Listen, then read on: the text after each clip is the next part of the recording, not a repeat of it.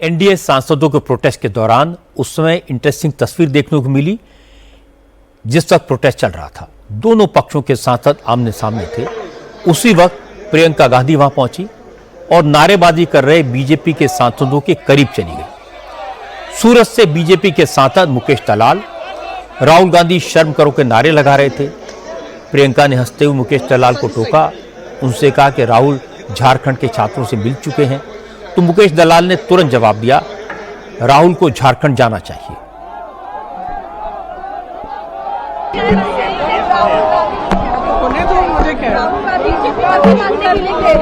Sir, आपको लगता है, मैम, लगता है क्या राहुल जी डर रहे हैं? शर्म करो, शर्म करो, राहुल गांधी शर्म करो, शर्म करो, शर्म करो। राहुल जी ने झारखंड जाइए,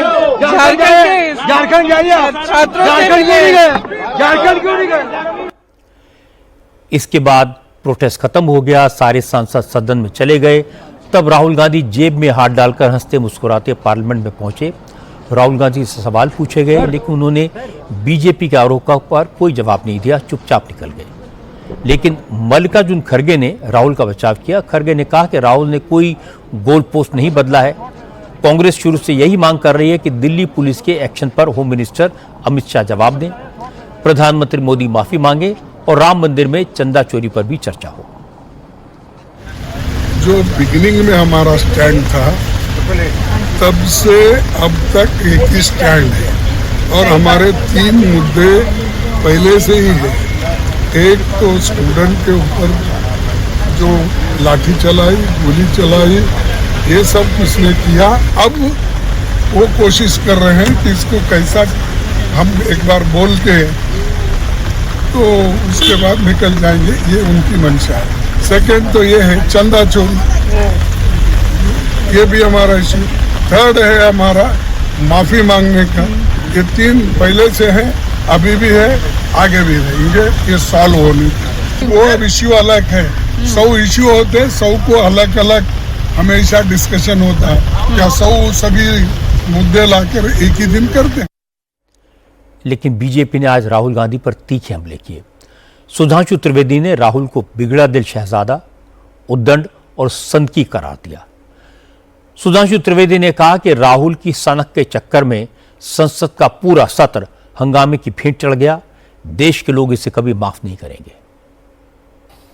जो कुछ सदन में इस सत्र में घटित हो रहा है, वो निश्चित रूप से लोकतंत्र के लिए एक गंभीर चुनौती के रूप में सामने आ रहा है।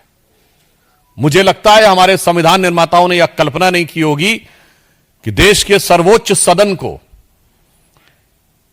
कोई बिगड़ा दिल से शहजादा अपनी उद्दंडता और सनक के आधार के ऊपर बंधक बनाकर रख लेगा।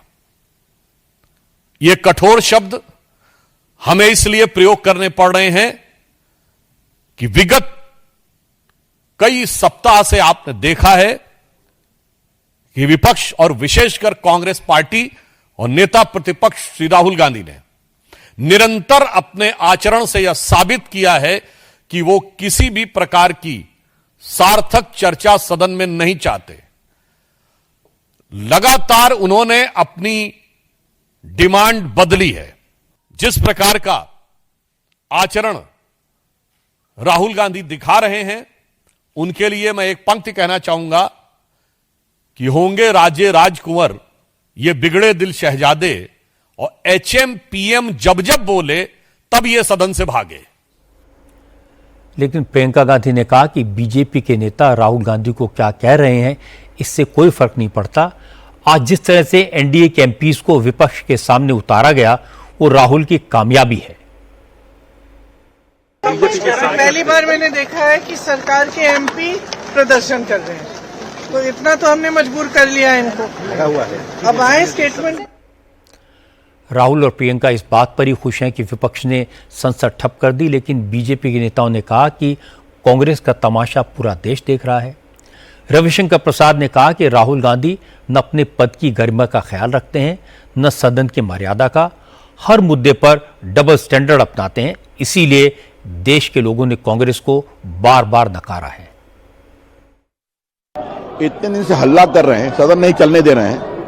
अब क्या हुआ? आपके पूरे झारखंड में बच्चों पर लाठी चली, बच्चों पर आंसू गैस चले, और बच्चे क्या मांग कर रहे हैं? 6-7 परीक्षाएं में जो नौकरियां बिकी हैं, जिसके प्रमाण आए हैं, उसकी सीबीआई जांच कराओ, बाकी कराओ। तो राहुल गांधी उस पर खामोश हैं। वहां लाठीचार्ज हुई तो फिर कार्रवाई नहीं कर रहे हैं, कुछ बोल नहीं रहे हैं, जबकि उनकी सरकार हेमंत सोरेन की कांग्रेस के कंधों पर है ना। तो ये राहुल गांधी का दोहरा स्टैंडर्ड है। मैंने एक बात पहले भी कही, राहुल गांधी की पूरी राजनीति हिपोक्रेसी है और हमेशा गोल पोस्ट चेंज करते हैं। इसीलिए हमने कहा राहुल गांधी जवाब दो। विपक्ष का हंगामा संसद के अंदर भी जारी रहा। आज फिर लोकसभा की कार्रवाई दिन भर के लिए स्थगित कर दी गई। इस पर संसदीय कार्य मंत्री किरेन रिजिजू ने सख्त नाराजगी जाहिर की। उन्होंने कहा कि कांग्रेस के खून में डिक्टेटरशिप है। राहुल गांधी अपनी मर्जी से पार्लियामेंट चलाना चाहते हैं, लेकिन सदन की कार्रवाई सदन के नियमों से चलती है। लेजिस्लेटिव वर्क का एक तय डेकोरम होता है। मंत्री उसी हिसाब से बोलेंगे, विपक्ष की मर्जी के हिसाब से नहीं। किरेन रिजिजू ने आज फिर दोहराया कि सरकार हर मुद्दे पर चर्चा के लिए तैयार है। होम मिनिस्टर अमित शाह चर्चा का जवाब देंगे, यह भी तय हो चुका है।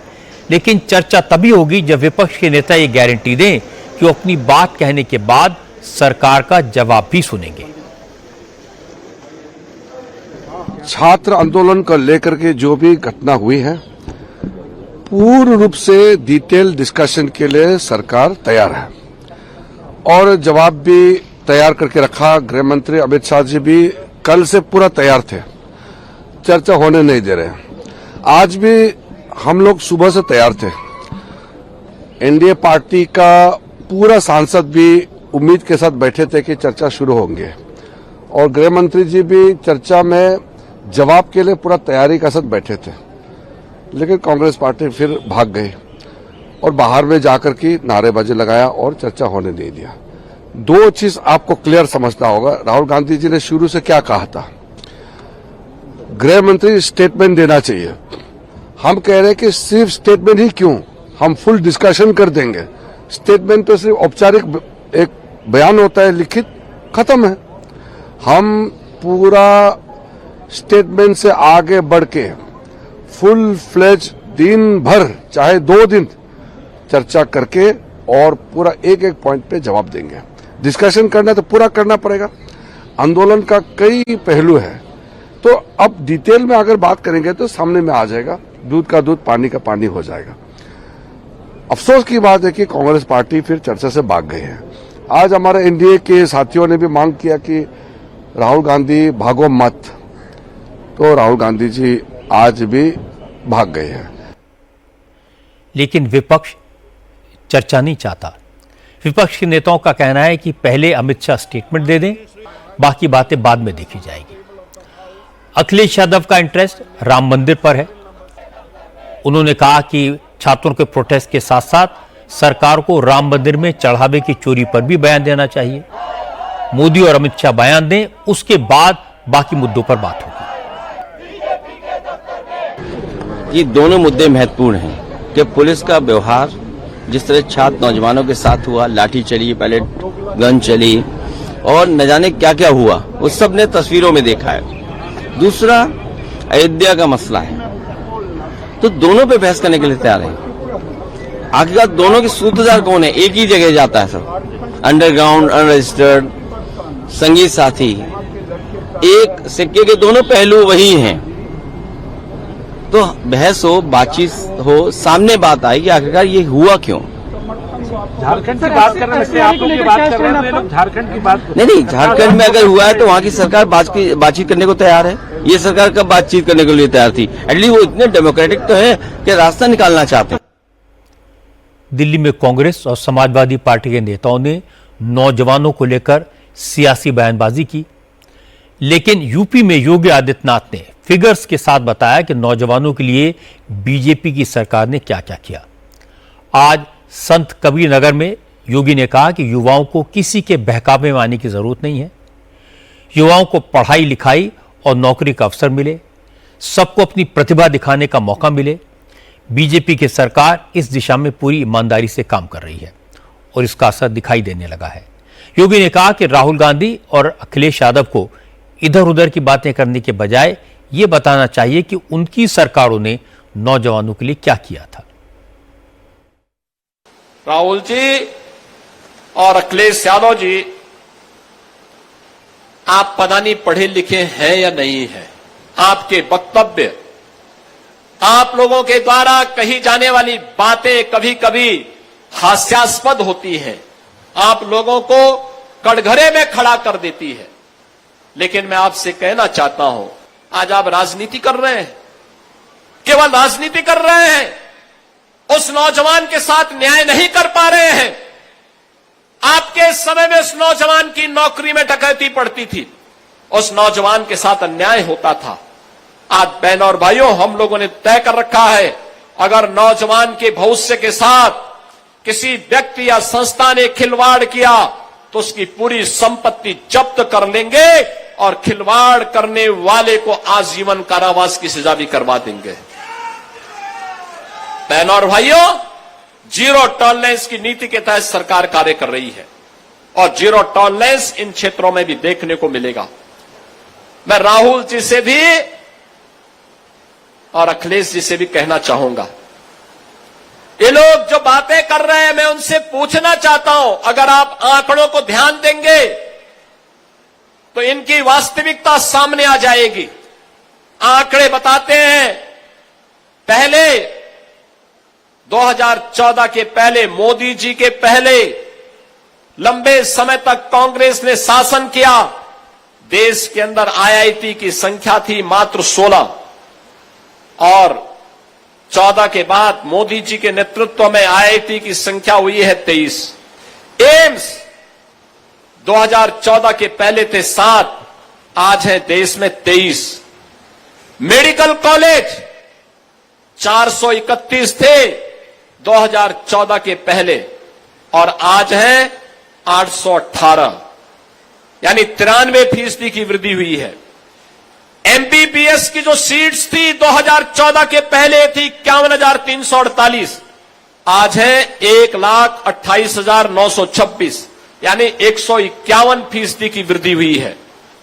मेडिकल कॉलेज की पीजी सीटें 14 के पहले थी 31,185 और 2014 के बाद इनमें वृद्धि हुई है 85,822, यानी 175% की वृद्धि हुई है। मुझे नहीं लगता कि राहुल गांधी का मकसद जंतर मंतर पर पुलिस एक्शन के मसले पर अमित शाह से जवाब तलब करना है। राहुल गांधी का उद्देश्य तो किसी तरह अमित शाह को नीचा दिखाना है, दुनिया को यह दिखाना है कि न मोदी ताकतवर है न अमित शाह। राहुल किसी का भी अपमान कर सकते हैं, किसी से भी तू तड़ाक कर सकते हैं। राहुल दिखाना चाहते हैं कि वो गए, वो भाग गए, वो सामना नहीं कर पाए। ऐसी ऐसी बातें कहकर, बार बार कहकर वो दूसरों को डराएं। पर जब आमने सामने मुकाबला होता है तो राहुल सुनने को तैयार नहीं होते। सवाल पूछना, आरोप लगाना और फिर यह कहना कि हम अमित शाह का भाषण सुनना नहीं चाहते, ये कैसे हो सकता है? पार्लियामेंट की एक परंपरा है संवाद की, विरासत है तर्क की, वाद विवाद की। नेता विपक्ष का पद एक जिम्मेदारी की पोजीशन है। उन्हें समझना होगा कि संसद में हिट एंड रन नहीं हो सकता, संसद को सड़क नहीं बनाया जा सकता।